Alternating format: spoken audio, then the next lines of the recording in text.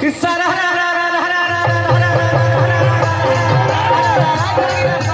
अरे यार कोई माइक लेके बोलो बा भाई बा बाजू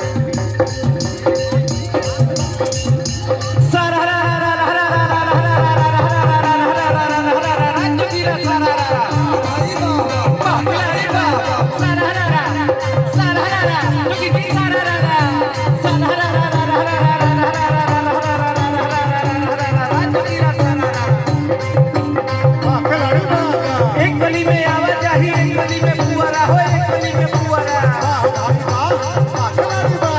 एक गली में आवाजाही एक गली में फुआरा भला भला भला किसके द्वारा बोला हो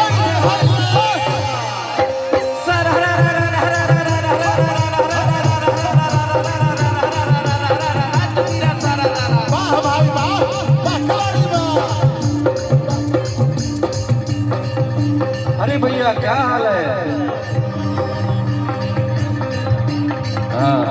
बड़े भैया माननीय परिवहन मंत्री उत्तर प्रदेश बड़े भैया दया शंकर सिंह जी का आगमन हो चुका है। एक बार जोरदार ताली से स्वागत करी सबे।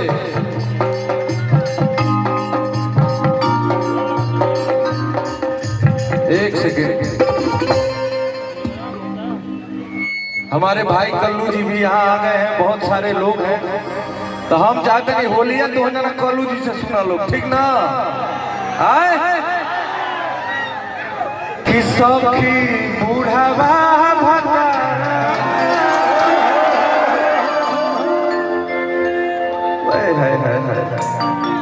हमारे भाई बहुत प्रिय कल्लू जी जो एक छोटे भाई का फर्ज हमेशा निभाते हैं। आई लव यू भाई बड़ भाई छोट भाई के भी बोलेला। खाली आई लव यू के मतलब गलते मत निकाला लो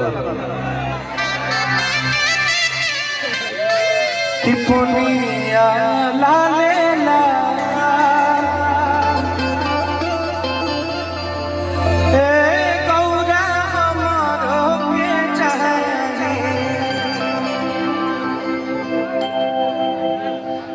यही तो लइकन खतीबा है आके